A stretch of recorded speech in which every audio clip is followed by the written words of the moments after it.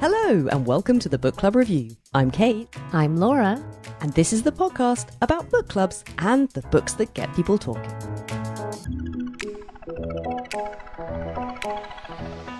Today, we're joined by friend and journalist Phil Chafee, who's dialing in from New York, to discuss Free by Leah Ippi, a memoir of her Albanian childhood and of life amid the collapse of communism. The book won the Royal Society of Literature's Ondaatje Prize and was shortlisted for the Baillie Gifford Non-Fiction Prize and was on many a Best Book of 2022 lists. Both our book clubs read this one, but what did they make of it? We'll be reporting back. We're also discussing The Snowball by Brigid Brophy, a swirling, sensual feast that takes place over one night at a New Year's Eve masquerade ball. The novel was published in 1964 and was something of a scandalous sensation at the time. It has recently been re-released to much acclaim, but what did my book club think of it? We'll also have some follow-on recommendations to help you find your next great read. That's all coming up here on the Book Club Review. I don't know if you guys have clocked this, but we have a real serendipitous contrast here between The Snowball by Brigid Brophy, which is the height of capitalist excess in this swirling milieu of upper-class aristocrats partying on New Year's Eve, and then Leah Ippi's memoir, Free, which is all about the downfall of communism in Albania in 1990. So some stark contrasts. Yeah, that is a really good point, actually. I hadn't quite thought that through. Tell us how you came to pick The Snowball, then. I wonder if Phil remembers this. I do not. It just sort of came from nowhere. It was me. I think you had been talking about it, or maybe I'd just seen this beautiful reissue by Faber and Faber, but it was our Christmas book. So we were looking for something a little bit light, a little bit short, and in this case, frivolous, but with a literary edge to it. Phil, the reason I asked if you remembered is you were not that keen. You were like, And I mean, Phil and I have already discussed this book to a certain extent, so I could say that remained a consistent theme of his feedback. Okay, well, before we get into the discussion, let's have a little listen and hear a clip from the book. Much of the story is narrated by our main character, Anna. And in this clip, we find her standing in the main hallway of a grand manor house. The Snowball is read by Lorna Kernan and published by Faber and Faber. Babies in Baroque pictures and Rococo decorations seemed to incarnate the pure, sweet, all-desirable prettiness of sugar. Painted, modelled, carved, profane putti, or almost wholly profane cherubs. It made no difference, and there were hundreds of them in this house. They swarmed in delicate flights over its ceilings and alighted wherever it offered them a plinth or a pinnacle. They were its genius. A group of them, rather orange in colour, supported a cloud on an oval canvas inset. Among the fruits of a plaster orchard, on the ceiling of the hall. One looked down, almost malevolent, from the edge of a soffit as you left the ballroom. Unwary, you might look suddenly up and catch its evil eye. Three chased one another for a veiled purpose up the drawing-room wall, fluttering round half a trompe-l'oeil column. The whole fragmented column and all but fragmented cupids. One of them lacked the last inch of fleeing heel, was a patch rescued and transferred here from a destroyed fresco. In fresco, the babies had the sugariness of meringues, their bottoms whipped but only as white of egg was whipped, and left standing up stiff in a spiral dollop. They represented a confectioner's notion of a sea urchin.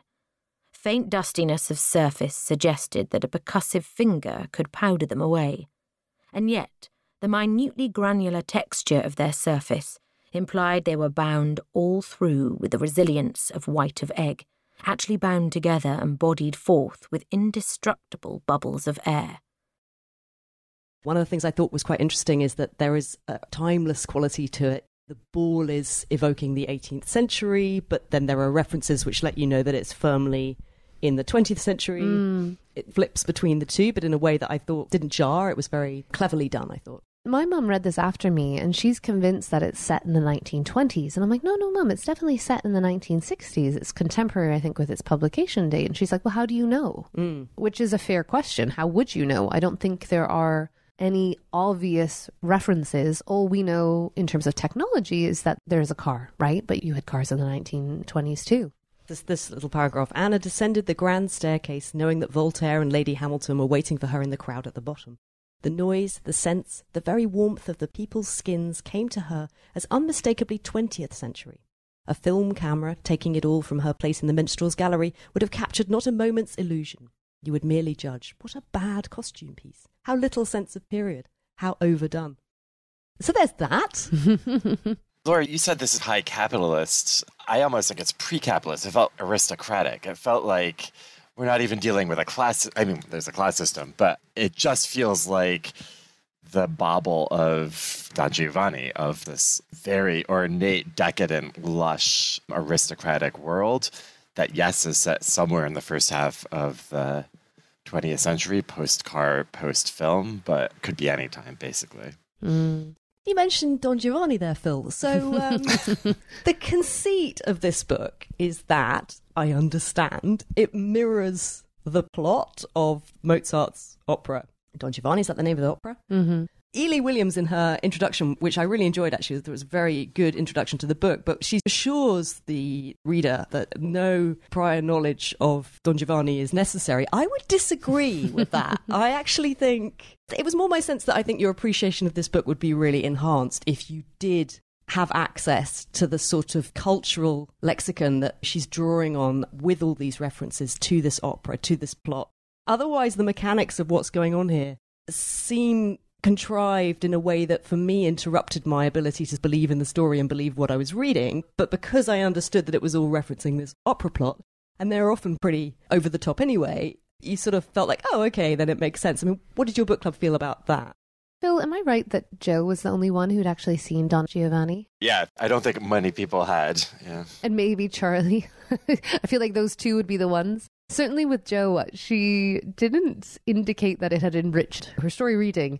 And what I would say is maybe you're actually reading into it too much, because my understanding is our narrator, Anna, who is dressed up as Anna, is a relatively minor character in Don Giovanni. Well, she's right at the very beginning. There's this quote on the front, and it's actually from Brigid Brophy's own nonfiction book, Mozart the Dramatist, and it's a footnote, and it reads, "That most fascinating subject for gossip, whether when the opera opens, Don Giovanni has just seduced or has just failed to seduce Donna Anna, will no doubt go on being debated for another 2 centuries.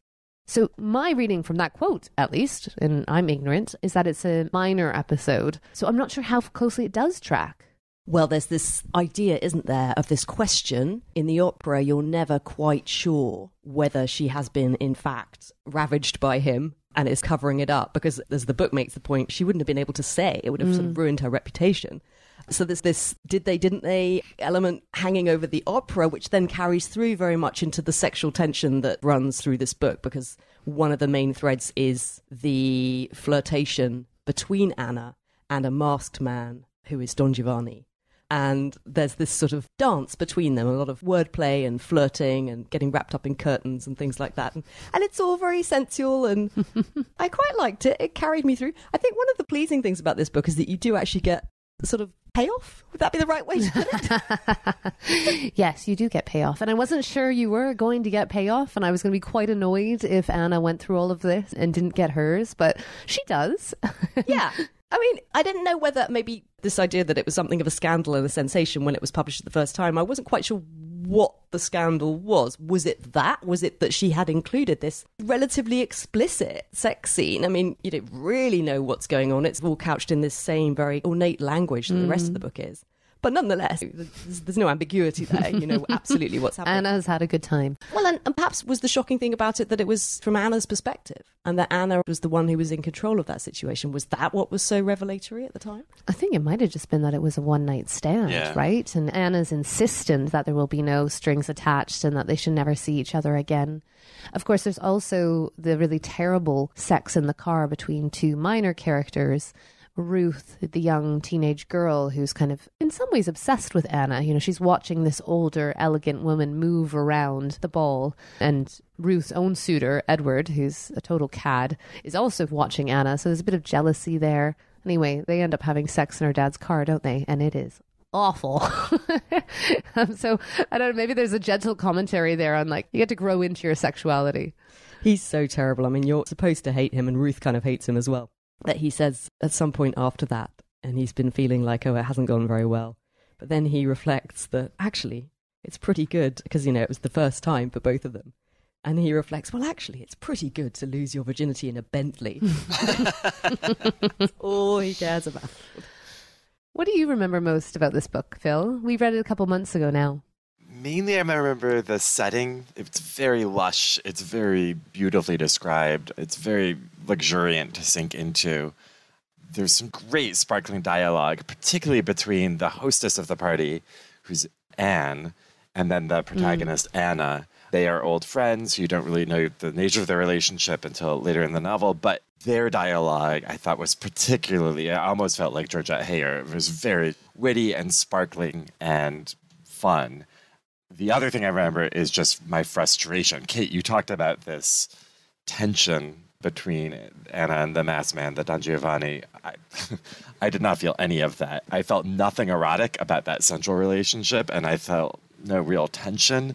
I just thought that's where this was absolutely flat. Oof. Really? What I would say is that I feel as if there is tension in the beginning, Phil, for me, and then it fizzles out. And so by the time they get to have some really great sex, you're almost surprised. You're like, oh, okay, all right, I guess there is a bit of chemistry there.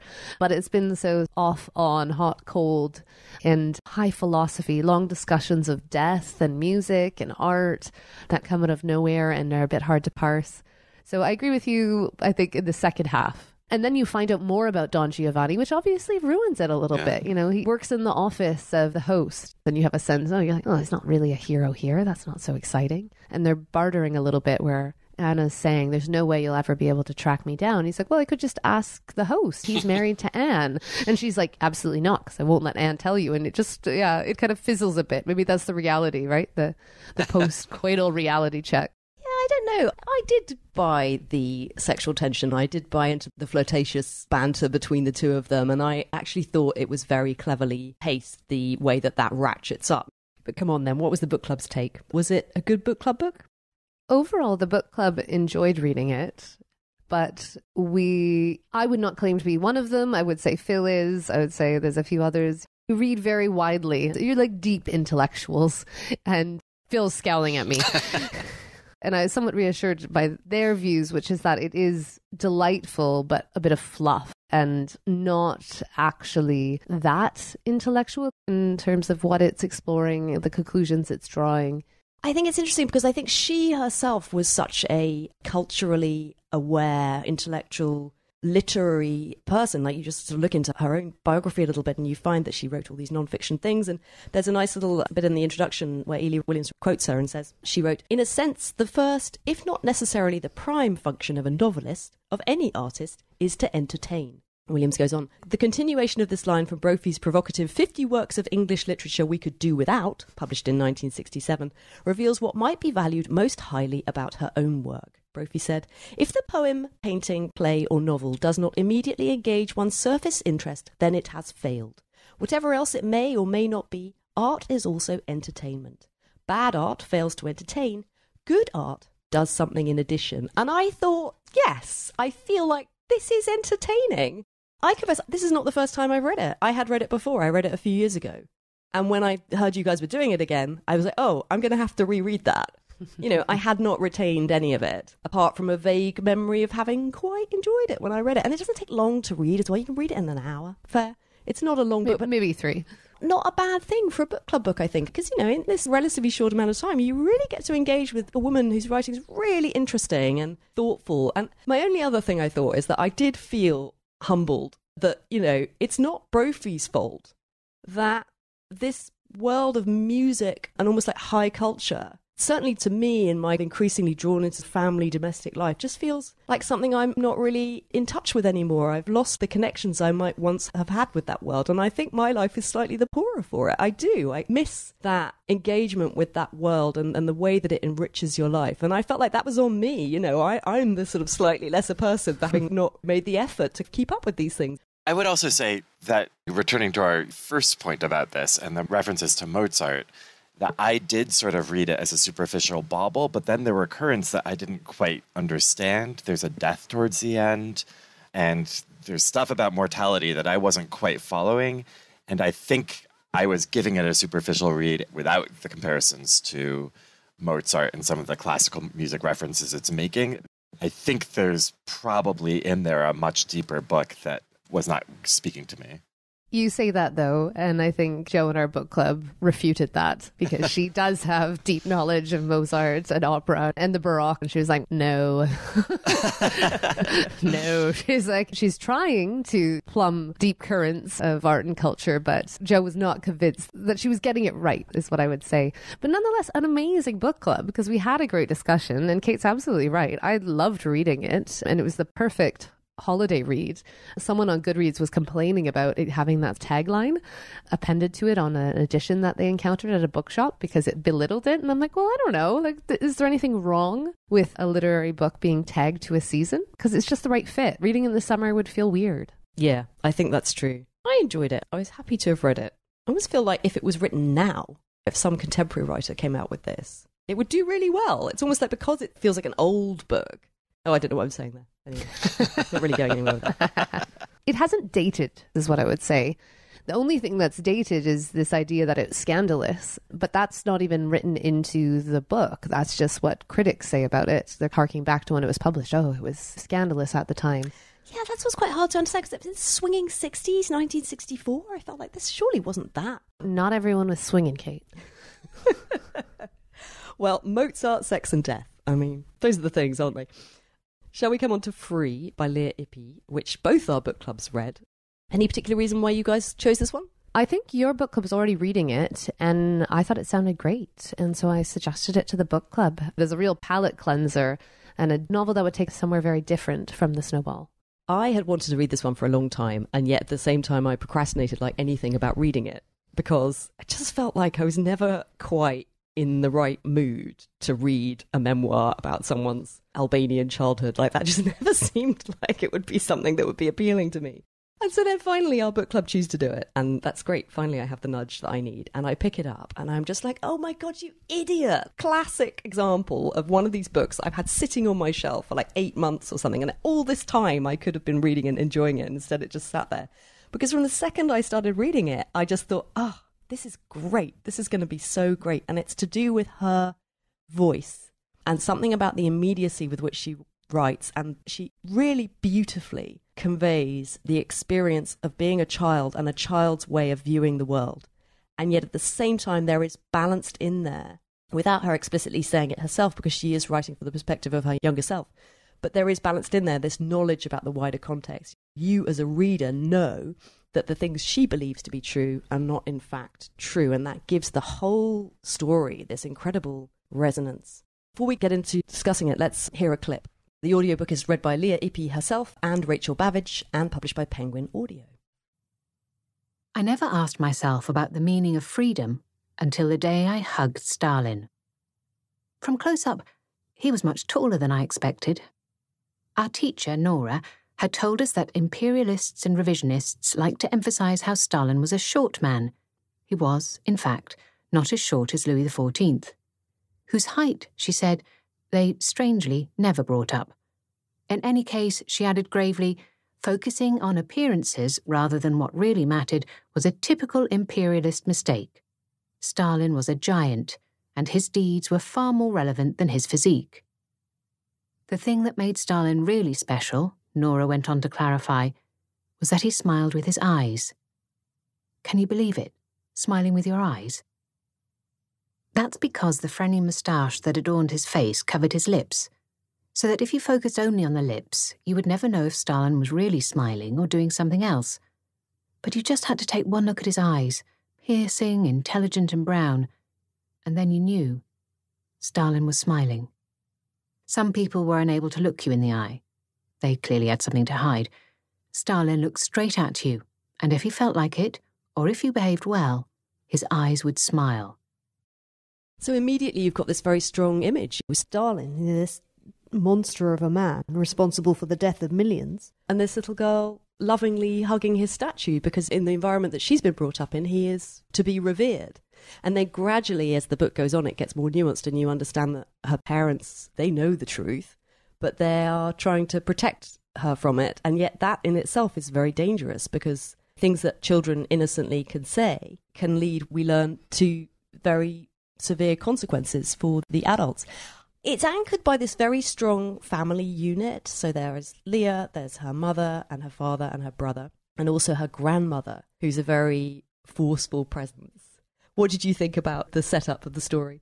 For me, this was a memoir of two halves for two different reasons. The first reason is very personal to me, which is that I listened to the first half and I kept struggling to get to the audiobook because I could never find my earpods. And then my daughter would be there and then I'd have forgotten my AirPods. And so when we actually had book club, I had only read the first half or maybe even like the first third. I'm not entirely sure. And then I read the rest of the novel after book club. So there was that listening versus reading differential, which also strangely tracked, though, against the transition in the novel where communism falls in 1990 and Leah's world changes. And she has all these revelations about the lies that she has been told by her parents because they have what is referred to throughout as biography.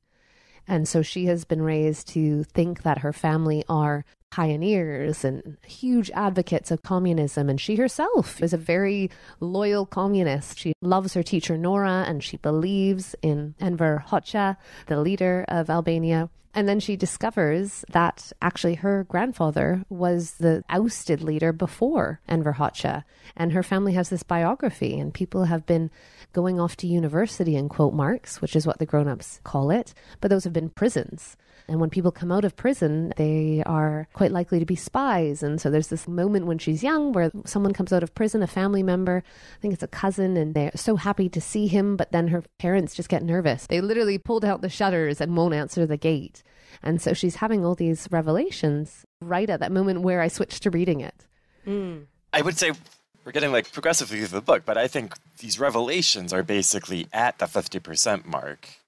There's then this whole second half of the book, which is about the lies of neoliberalism and the lies of the World Bank, IMF, EU imposed reforms that swipe through Albania, with the monstrosity with which the Albanian, basically refugees trying to escape going to Italy, are treated, and the civil unrest back in Albania that goes on through the rest of the narrator's childhood.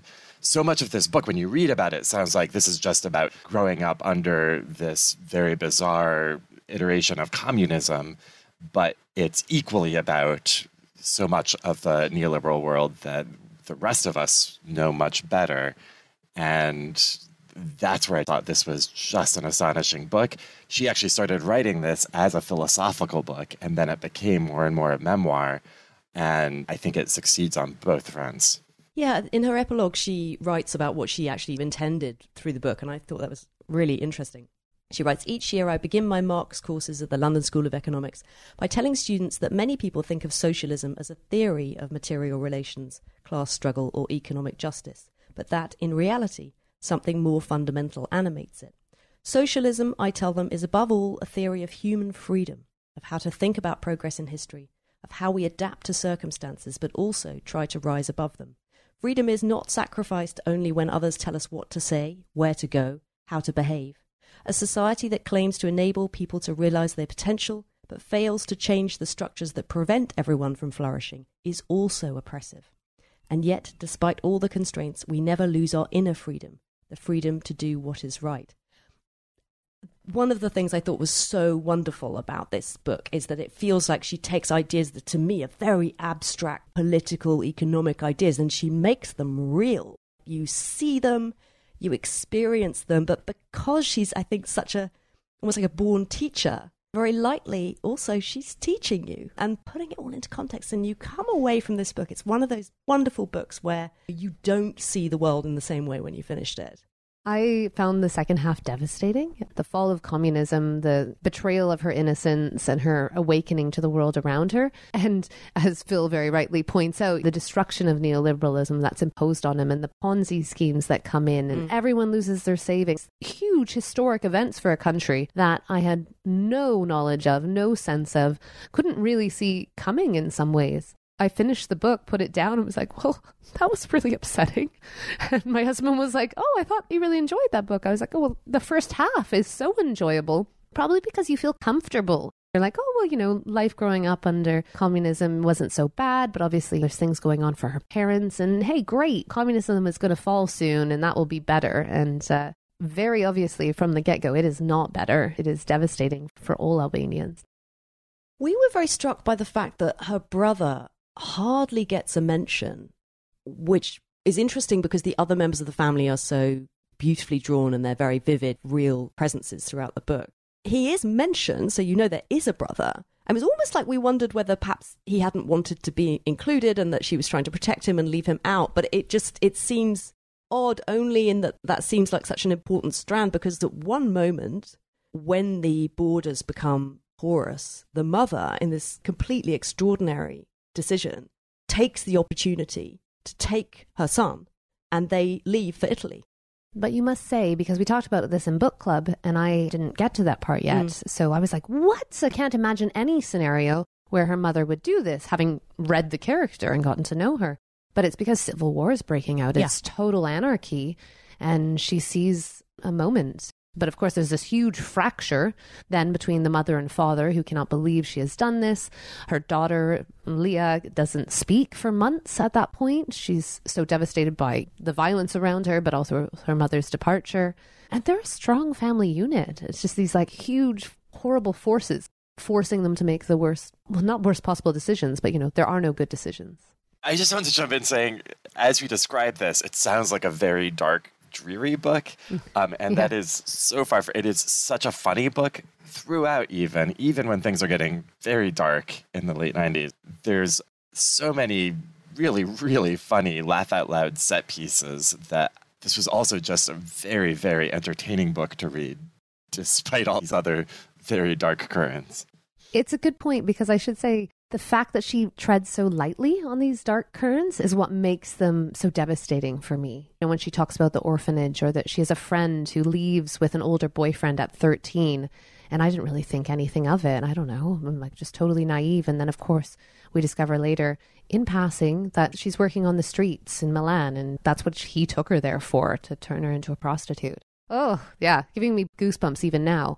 But it's because she just touches on it gently and opens up your eyes to the realities that it sticks with you. I think also because you know who she is, you know that she's a professor at the LSE. You sort of know that in the end she was okay, and I clung to that slightly. That helped me get through some of the tougher stuff, because I knew it was going to work out okay. But yeah, just so much sadness, so much loss. The story of her father and what happened to him in the end. Her mother too. They were both so active.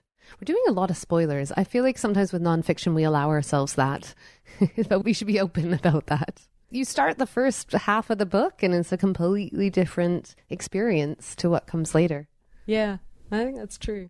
And there was something, I knew very little about this book going into it.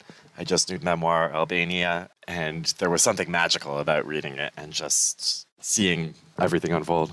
Well, I'm a bit, I'm sure regular listeners will be well aware of this, but I'm a bit sort of Bridget Jones school of geography and not quite being 100% sure which countries bordered Germany and that kind of thing. And so I was all set to just be like, I don't know anything about Albania. But Sally in my book club said, well, you know what? Actually, to be fair, no one really knew anything about Albania because it was like a kind of black hole.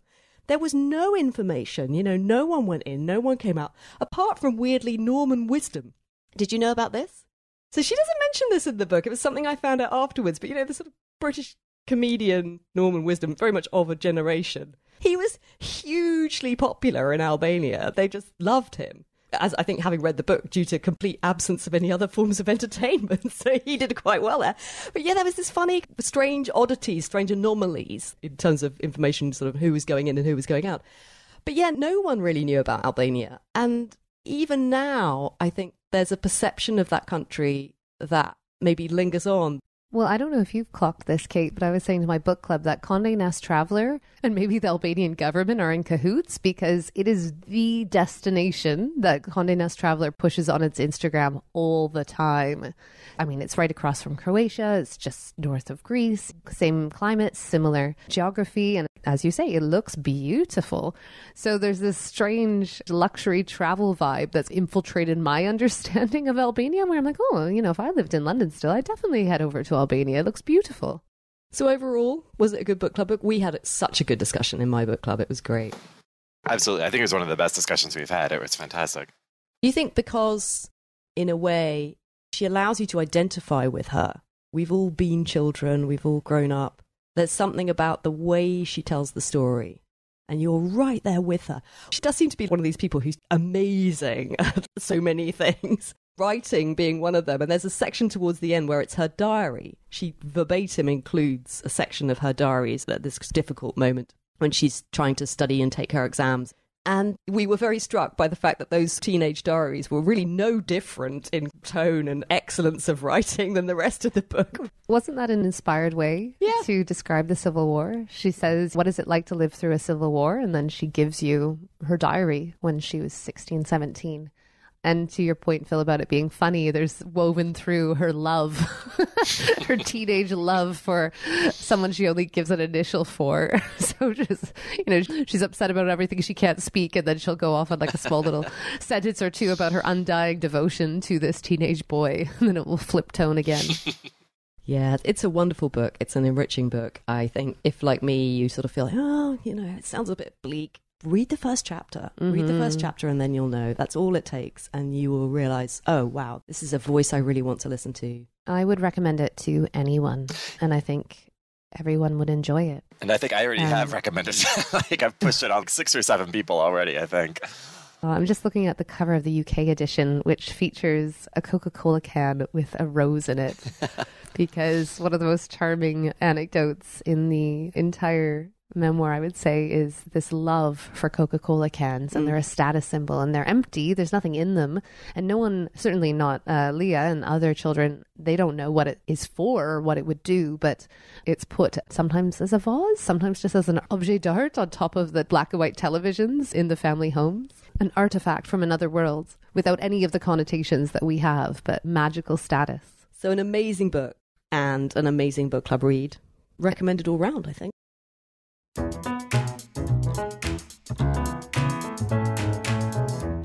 Inspired by Free and The Snowball, here are some more books we recommend.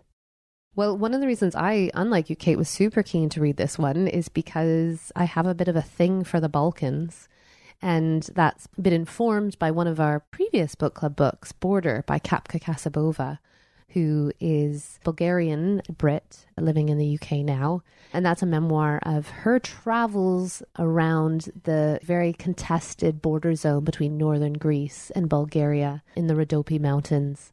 I love that book. I would highly recommend that, both for book club and generally. Much more of a travel memoir and a history of that region and why it is so fraught. Yeah, it's interesting because she's also looking at some quite thorny issues to do with migration and economic disparity, and it's all woven in there. So it's a very beautiful, thought-provoking book. We loved it, didn't we? That was a great book club book.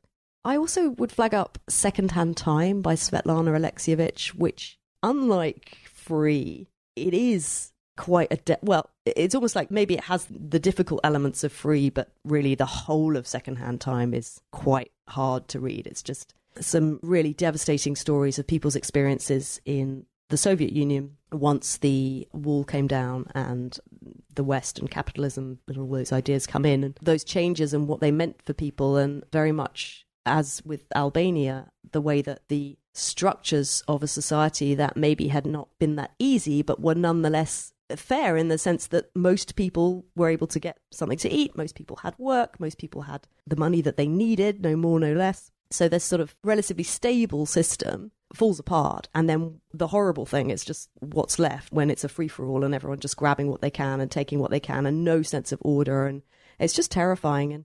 But the extraordinary thing about that book is the interviews. So Svetlana Alexievich went round and spoke to people and just documented their stories. And there's something about the way she writes them.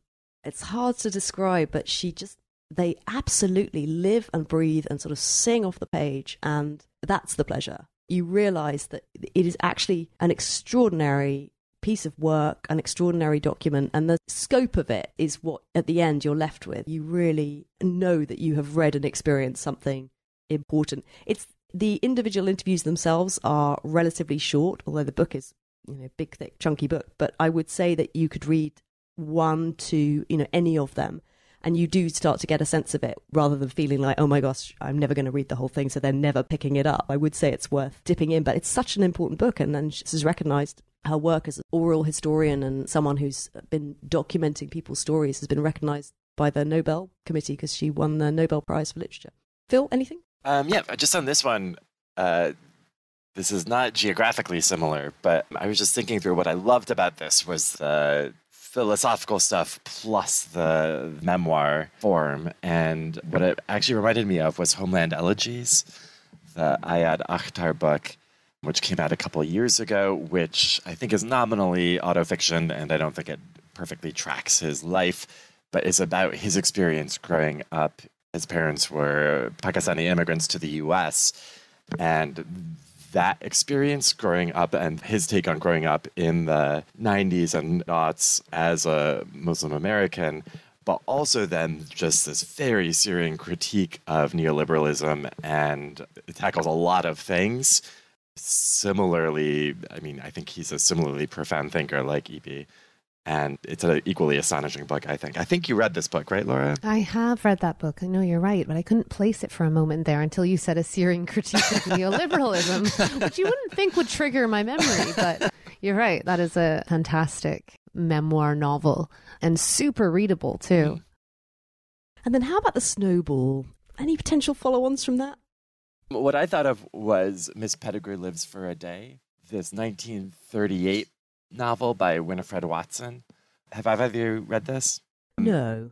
I know it well, though. I know of it. Yeah. So it's There's been multiple screen adaptations. Yeah, including a recent one with Frances McDormand playing her. It's about this sort of older, middle-aged governess who sort of falls into this preposterous set of bright young things in the 20s or 30s, very upper crust London. What I loved about The Snowball, some of that glittering dialogue, which I said reminded me of Georgette Hare, is also in this, but the whole, almost throughout this novel, Miss Pettigrew Lives for a Day, it maintains, and it is just a delight to read, with the proviso, similar to some Georgette Hare, that there's a couple just very dated anti-Semitic and I think some racist bits of dialogue, which they do slightly mar it, but if you can overlook that stuff, it is just an absolute delight, and I think brings out the best of what I liked in Snowball.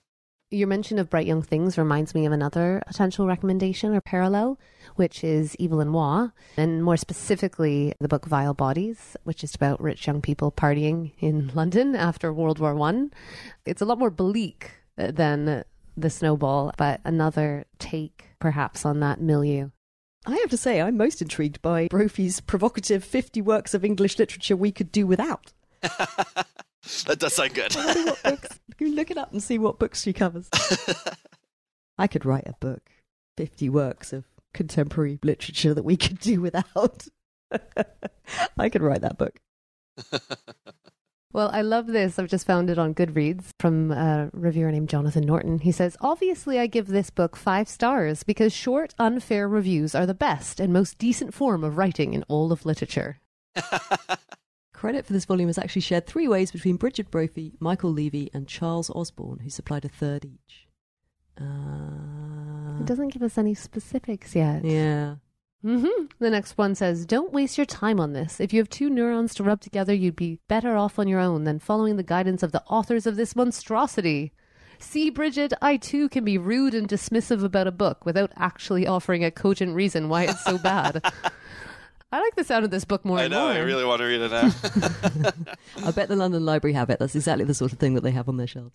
I mean, if it was, sort of, I think it's very reasonable that women writers came along and quite reasonably said the idea of the canon and all these books by men. Yeah, I'm sure she was intending to be provocative. Okay, this is pleasing. I found the contents page. So we've got Beowulf, we've got the Fairy Queen, we've got Hamlet, Prince of Denmark, Pilgrim's Progress, Tom Jones, Elegy Written in a Country Churchyard, maybe jumping forward a bit in time, Pickwick Papers, The Warden, Jane Eyre, Wuthering Heights, Moby Dick, Alice's Adventures in Wonderland. I mean, I still want to read this book, but I'm like, really? All of them? To the Lighthouse? Lady Chatterley's Lover. I would kind of agree with that. Notes on the Wasteland, A Farewell to Arms, The Sound and the Fury, The Forsyte Saga. Quite wide-ranging. I feel like these are just all the works of literature that would come up on a list. I would like the alternative list. If we can do without those ones, what are the 50 works we can't do without? Well, we will have to investigate this, listeners, and report back. I'm going to try and order that one up. All right, this has been so fun as ever. Thank you, Phil, for joining us from Manhattan. Thank you. It's always a pleasure being here.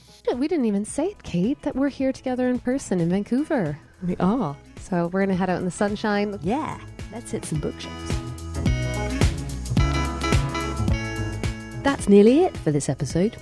Books mentioned were Border by Kapka Kasabova, Second-Hand Time by Svetlana Alexievich, Homeland Elegies by Ayad Akhtar, Miss Pettigrew Lives for a Day by Winifred Watson, and we also discussed 50 great works of English literature we could do without by Bridget Brophy, Michael Levy and Charles Osborne.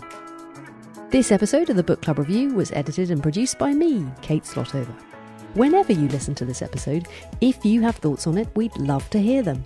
Comment anytime on the episode page on our website, thebookclubreview.co.uk, where you'll also find full show notes, book recommendations and a transcript. Comments there go straight to our inboxes, so do drop us a line. We always love to hear from you. You can also sign up for our bi-weekly-ish newsletter for extra reviews and recommendations, and find out about our Patreon stream and how you can support us there.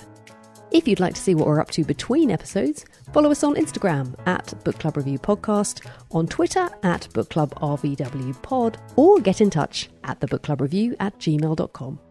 And if you enjoy our shows, one other way to support us, as ever, is to tell your bookish friends and help us find new listeners.